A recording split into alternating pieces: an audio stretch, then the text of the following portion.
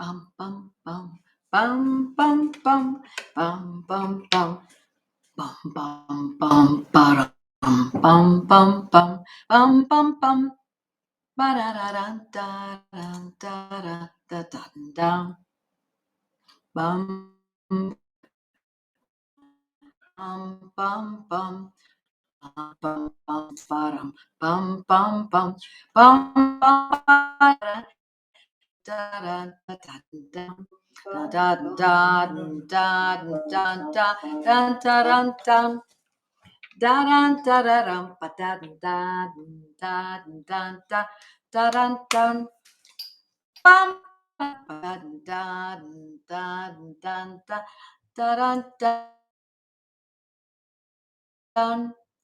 da dun da da dum ba da dun da dun da dun dun da da dun dun dun dun.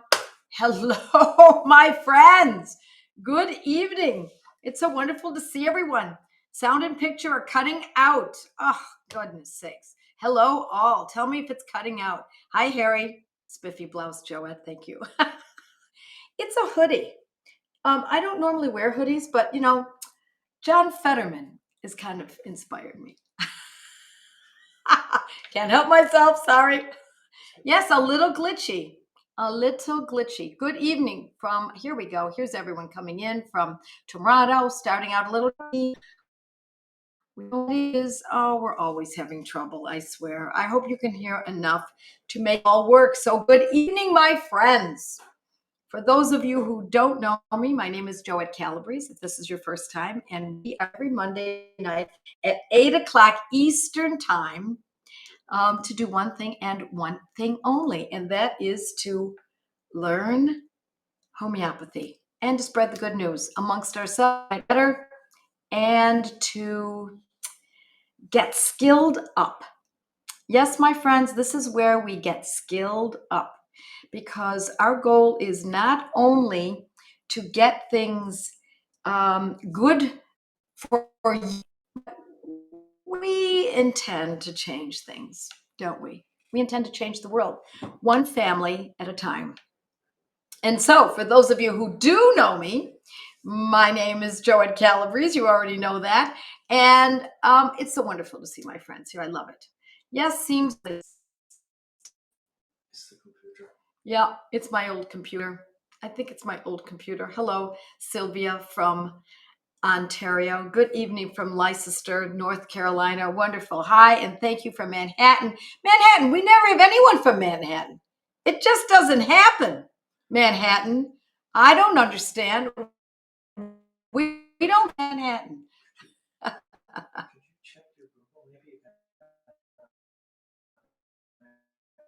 I have to take them up. Let's eliminate that and let's eliminate that. Let's see if there's anything bandwidth that's making this glitchy. Hello, Joette Academy and students. Happy Halloween. Guess who I dressed up as? Dr. Fauci. Oh, it's great. It's great. So, my friends, I've got an interesting, and we're going to carry on about alternatives to antibiotics. It's one of my favorite subjects. It's often the way people come to homeopathy. Their children have otitis media over or throat, or they have urinary tract infections over and over and over, and they say, this is not working. These drugs are just not cutting it. In fact, they're coming more often. Hello from an ex-Manhattanite. Leanne says I was a skeleton today. Yeah, Father Fauci of the branch Covidians. Leanne. Oh, this is great. It's great. Yeah, Sylvia dressed up as the sad little man. So, what we're going to be talking about tonight is alternatives to antibiotics. And I'm only going to go over one thoroughly, one medicine and how we use it. And I've taught it when I was doing the materia medica, and I'm going to probably be studying that materia medica again at some point because everyone loved it so much. But I'll wait. We'll do some fun conditions first and alternatives first, and then we'll get to that. But my teaser tonight was who loves antibiotics? Well, if you do, then this night tonight is not for you. But if you want to know the alternatives to this category of synthetic drugs, join me for an adventure you may not have realized is possible. And so, what I mean by that is that it's very interesting how people think that antibiotics are what we use for for bacteria infections. But antibiotics are used for much more than that. And they are also, people don't realize that what happens as a result of using them can be pretty um, sobering. So I want to read to you something from the man who was considered the father of modern medicine, and the founder of Johns Hopkins. Shall I say that again? He's considered the father of modern medicine, and one of the founders of Johns Hopkins. His name was Dr. William Osler. And one of his great quotes that he gave that was found in when he gave lectures was, "The person who takes medicine must recover twice. Once from the medicine and once from the condition." So although people think that antibiotics are what we use for specific conditions, what it does is it causes new troubles, new problems. And if that doesn't happen right away, then we lucked out. Because what will happen shortly after is that condition often will return and the drug needs to be repeated. And then it tamps down for a while and then it comes back again. And so as it comes back each time, the drug has to be more powerful and it needs doubling down, tripling down. Not only must the milligram frequency needs to be greater. And if that doesn't work, then they go to a higher, a drug that is more potent. So I wanted to say something. Oh, he also said one of the first duties, Dr. William Osler, of the physician is to educate the masses not to take medicine. The father of modern medicine. What happened? Why is it gone at the exact hour? What could have happened? Well, we know what happened. It's to be made, a lot of power to be had. And so I also want to tell you a thought that I've had recently, kind of a progression of thought. When people first come to homeopathy, then we have superbugs, says Cindy. You're absolutely right. Then we have superbugs. And so then the bugs cannot be killed because they're smarter than the prescriber often and smarter than the industry that manufactures the product. So what happens when we find homeopathy? Well, first, let's talk about this. Most people don't find homeopathy right away because it is suppressed, because it is so efficacious that it behooves the alternative conventional drugs, synthetic drugs of commerce, to do everything they can to suppress the information about homeopathy. And so usually people find in a circuitous manner. First, they try the drugs, of course, because it's, their insurance covers it. And because that's how they're trained, by reading women's magazines, looking at billboards, watching television, online. It's drug for this, drug for that, as we well know. So when they finally find homeopathy, they say, "Oh, well, it's not going to work. All right, I'll take it. I'll humor you, and I'll take it." That's not what people say to me, because usually if they come to me, they've already gone through the circuitous route and are looking desperately for an alternative. No, but it might be someone in your family. "Oh, all right. So they take it and it works. Sometimes when it's an alternative to an antibiotic, it works very, very quickly, sometimes within minutes, sometimes hours, depending on the condition, depending on the person, sometimes days, and sometimes, well, usually it's days. And they say, oh my goodness, what is this stuff? So that's step 2. What is this?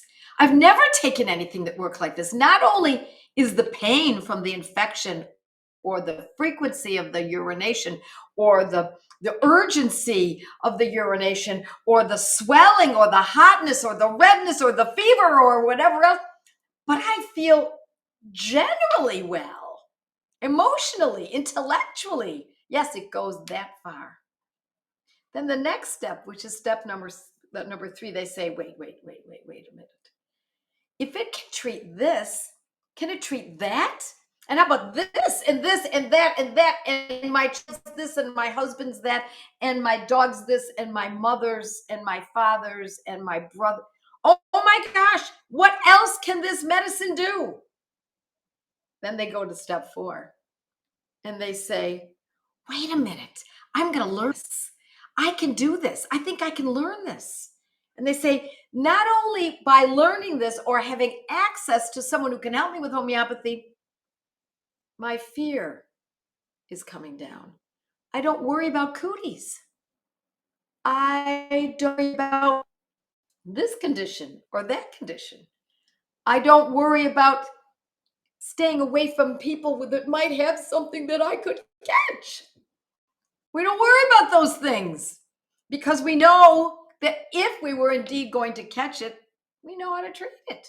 And it's not that difficult. And then it puts us actually in a better place than we were when we started before we even got sick. Then the next step, step 5, power, baby, power. I've got power. I've got ability to cure things. Are you kidding me? I've got ability to cure things. Oh my gosh, this is so heady. This is so extreme. This is the opposite of what I've been told all these years. This is the opposite of what the advertisers and the prescribers and the billboards and the women's magazines and the Facebook and everything. This is the opposite. Yes, indeed, it's the opposite. And then getting to one of the last steps, people start getting humble again, because we have to realize that this is an inner strength that we can have, and knowledge that we can have, wisdom that comes from accumulating information that's been passed down to us for the last 230 years. That's when Dr. Samuel Hahnemann came up with this. That's when the hospitals started to grow, the homeopathic hospitals. So then we have this obligation to humble down, because we can't do everything. We still have to face realities. We still must deal with the fact that people die in spite of the work that we do use homeopathy for. We can do a lot of great work, but it still happens. Yes, there are still times when we think we can do it all, and then we can't always do it all. So that's when we start humbling down. And that's these stages, no matter what stage you're in, I want you to get to, yes, we can do this. Oh my gosh, the fear is less. But we must also realize that this is a power, an ability to help others and help ourselves and our families, that we still have to remain humble.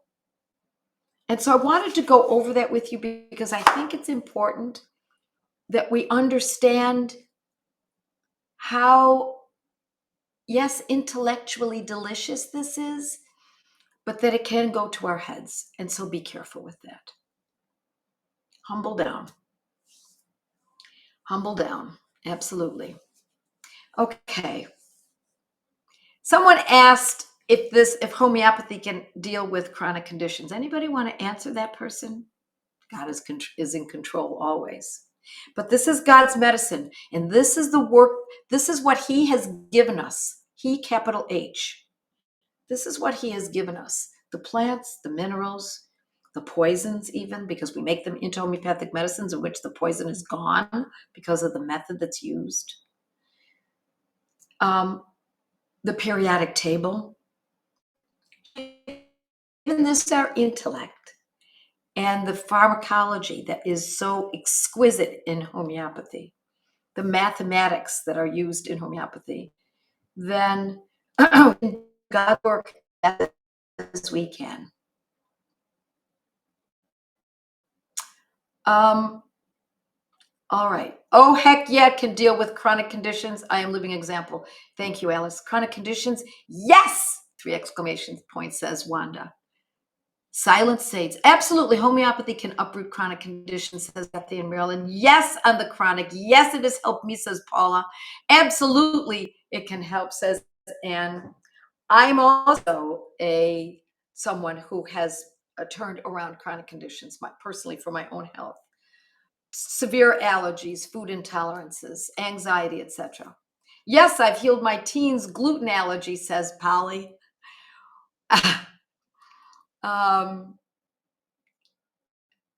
Should you be interested, which is humble, but still issues the invitation, then the ball is in their court. Yes, thank you, Lisa.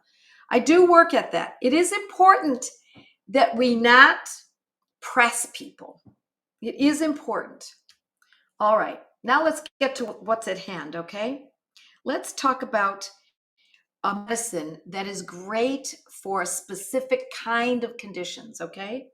This is a medicine that deals with sore throats, whether they are acutes, only once ever, or once in a year in the winter, or chronic sore throat that is of an infective type, where perhaps the tonsils are swollen and there are the crypts in the tonsils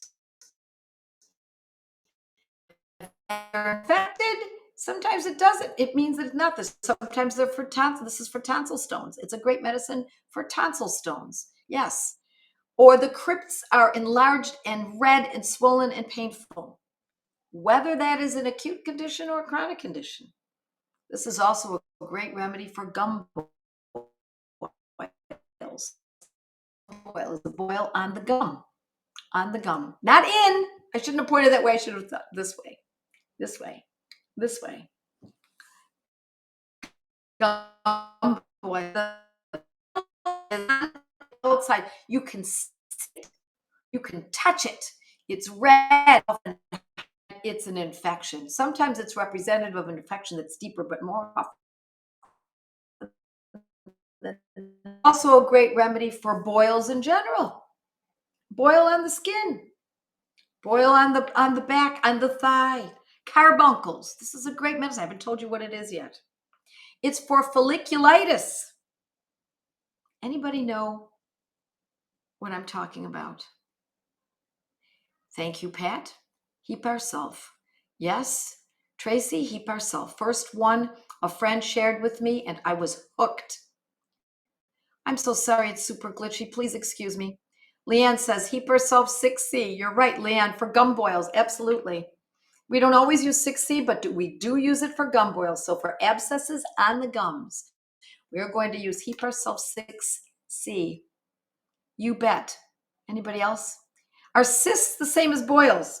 If the cyst is infected, cyst is a more generalization of what the condition is. A boil means that it's could be an infected cyst. Heap ourselves, says Jaylyn Rice.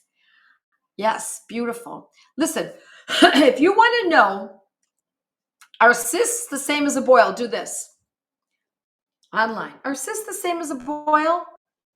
Is folliculitis like a clogged eyelash follicle? Yes, it can be, but it's not exactly that. We're all thinking of folliculitis more like the follicles where the hair comes out. And I realize the eyelashes are there, but it's a little different when it's on the skin But yes, eyelash follicles that are infected, yes, same thing. The medicine is Hepar sulfuricum calcarea.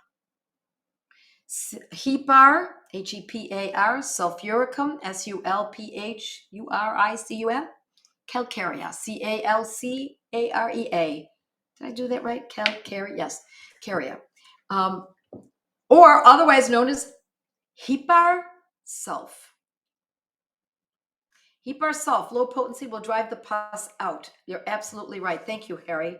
That's why it's a good thing to use Hepar sulf 6 for gum boils. Elsewhere, I would use Hepar sulf 30. So for folliculitis,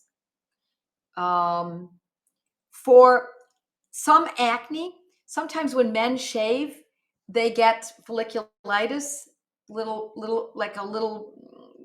follicles get infected and it's a vicious circle.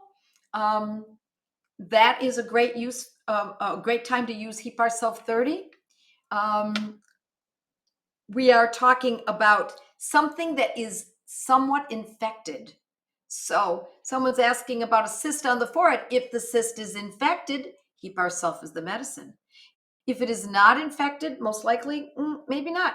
Although I have used Hepar sulf for cysts, and then it opens up and discharges, not even knowing that that it was infected, even though it was there for years and years, even sometimes decades, and then it opens up and releases. Yes. So, throat infections. Throat infection that is quite painful. So it feels like there's glass in the throat. Gum boils, which are abscesses on the gums. Acne, certain kinds of acne. Boils, folliculitis. See, did I write anything else down here? Okay. Hidradenitis suppurativa. Hidradenitis suppurativa is a chronic condition. So I'm giving you this as an example. It is a chronic condition in which the person gets lumps, cysts of sorts, abscesses is a better word, often in areas where it's more warm and moist or where the skin will rub together. So axillary, under the arms, perhaps under breasts, at the groin, those areas, at the bikini line. And it sounds like a very dangerous, scary thing, but what it is abscesses that come chronically. When I mean chronically, I mean I've worked with folks who have had this condition and it lasts for years. One comes, it goes, or it's lanced. A lot of times people go to a dermatologist and get them lanced. They take antibiotics, etc. And yet then another one comes. Or often it comes, it goes away in one area and it comes back in that same area again. Could this work for dogs? My friends, let's talk. Does this work for dogs? Does this work for chickens? Will this work for a cat or a llama or an elephant? What? Who will this work for? Let's see what folks say. So the chronic condition is called hidradenitis suppurativa. Now, I also okay, dog cats. Leanne says yes. Judy Wine says Myla says it works for everyone. Tara says 100%. Linda says all animals, anyone or any animal. Thank you. Any mom, pregnant mom, middle-aged man, teenage boy, old man, perimenopause, menopausal, elderly. Who does it work for? Everyone. Everyone. And there is no asterisk after these homeopathic medicines that says only for these people, not those people. Now, occasionally we will find a method of using these homeopathic medicines in which it's a little different for a child, might be a little different for a pregnant person, but in pregnant woman, oh my gosh, I'm so sorry I said that. Please forgive me. Pregnant woman. For a pregnant, oh my gosh.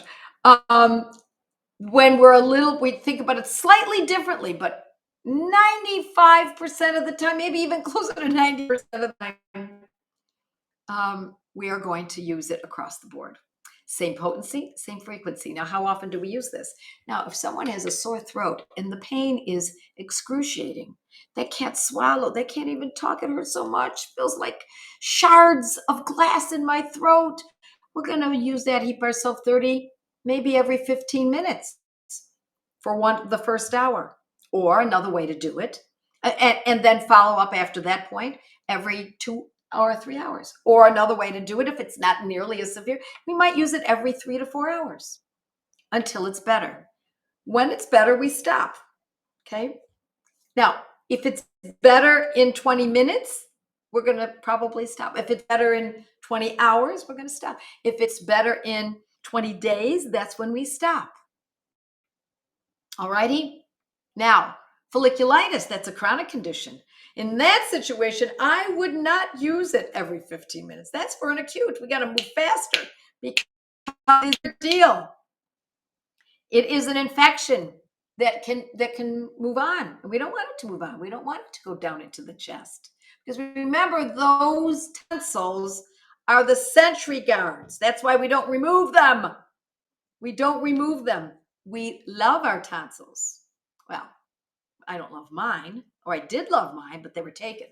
I'd like to get my money back someday because I want them back again.